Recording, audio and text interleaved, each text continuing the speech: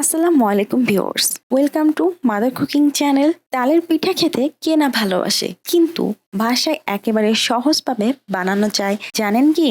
তাই আজকে আমি আপনাদের জন্য নিয়ে এসেছি গ্রামের একদম ঐতিহ্যবাহী আর মজাদার রেসিপি তালের পিঠা। একবার খেলে মনে হবে শৈশবের সেই স্বাদ আবার ফিরে এসেছে। চলুন তাহলে রেসিপিটা দেখে নেওয়া যাক। প্রথমে আমি এখানে একটি বাটি নিয়ে নিয়েছি। এখন এর মধ্যে দিয়ে দিচ্ছি সুজি হাফ কাপ, তারপর এর মধ্যে দিয়ে দিচ্ছি কুসুম কুসুম গরম পানি হাফ কাপ। এখন আমি একটা হ্যান্ড পিঠে দিয়ে এগুলোকে খুব ভালোভাবে নাড়িয়ে দিচ্ছি।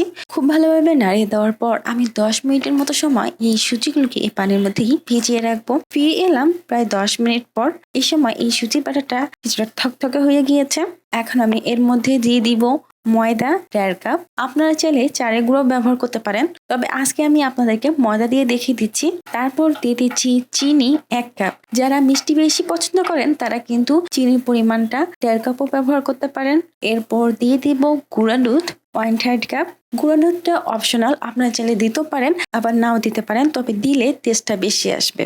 দিয়ে দিচ্ছি নারকেল কুড়ানো 1/4 কাপ। নারকেল কুড়ানোটাও অপশনাল, দিলে স্বাদ বেশি হবে। আপনারা যদি না চান তাহলে নাও দিতে পারেন। তারপর দিয়ে দিব বেকিং পাউডার 1 চা চামচ, এতে করে এই তালের পিঠাগুলো খুব সুন্দর ফুলকো হবে। দিয়ে দিচ্ছি লবণ পরিমাণ মতো। সবার লাস্টে আমি দিয়ে দিচ্ছি তালের রস 1 কাপ। আর আমি এখানে কিন্তু 1 কাপ একেবারে গাঢ় তালের রসটা ব্যবহার করেছি। এই তালের রসের মধ্যে কিন্তু কোনো প্রকার পানি নেই, তাহলে কিন্তু তালের রসটা আরেকটু বেশি ব্যবহার করতে হবে। এখন আমি এই সব উপকরণসমূহকে খুবই ভালোভাবে হাত দিয়ে মাখিয়ে নিব। আর এই সময় এটা যেহেতু অনেকটা থকথক হয়ে গিয়েছে, তাই আমি এর মধ্যে দিয়ে দিচ্ছি পানি 1/4 কাপ। তারপর এটাকে আবারও খুব ভালোভাবে মাখিয়ে নেব।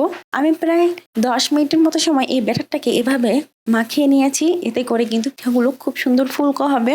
10 মিনিটের মতো সময় খুব ভালোভাবে মাখিয়ে নেওয়ার পর আমি প্রায় 20 থেকে 25 মিনিটের মতো সময় এটাকে রেস্টে রেখে দিয়েছি। আপনারা চাইলে সাথে সাথেও বানাতে পারেন। 20 থেকে 25 মিনিট রেখে দেওয়ার পর বানালে এই পিঠাটা তুলনামূলক আরো ভালো হবে।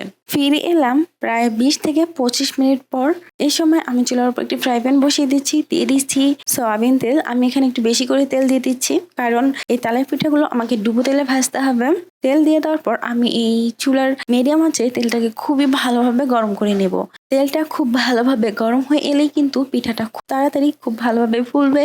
তাই আমি তেলটাকে খুব ভালোভাবে গরম করে নিয়ে এই ব্যাটারটাকে একটু একটু করে দিয়ে দিচ্ছি। তবে তেলটা খুব বেশি গরম করতে চাবেন না, তাহলে কিন্তু পিঠাটা দেওয়ার সাথে সাথে এর মধ্যে কালার চলে আসবে আর ভিতরটা কিন্তু খুব ভালোভাবে হবে না। তাই আমি তেলটাকে প্রয়োজন মতো গরম করে নিয়েই তারপর ব্যাটারটাকে দেওয়ার কিছুক্ষণের মধ্যেই এই পিঠাগুলো কিন্তু এভাবে ফুলে উঠতে শুরু করে দিয়েছে। তারপর বেশ কিছুক্ষণ সময় পর আমি এই পিঠাগুলোকে উল্টিয়ে পাল্টিয়ে এভাবে খুব ভালোভাবে ভেজে নিচ্ছি। এই পর্যায়ে পিঠাটা কিন্তু খুবই ভালোভাবে কুক হয়ে গেছে। এখন আমি এগুলোকে তুলে নিব। এই পিঠাগুলোকে আমি তেল ছড়িয়ে এভাবে উঠিয়ে নিচ্ছি। এভাবে আমি বাকি পিঠাগুলোকেও ভেজে নিচ্ছি।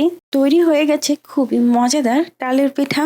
এভাবে খুব সহজে বানিয়ে নিলাম সুস্বাদু তালের পিঠা। আশা করি রেসিপি আপনাদের ভালো লেগেছে। ভালো লেগে থাকলে অবশ্যই লাইক দিন, কমেন্টে জানাবেন কেমন হলো, আর চ্যানেলটা সাবস্ক্রাইব করতে ভুলবেন না।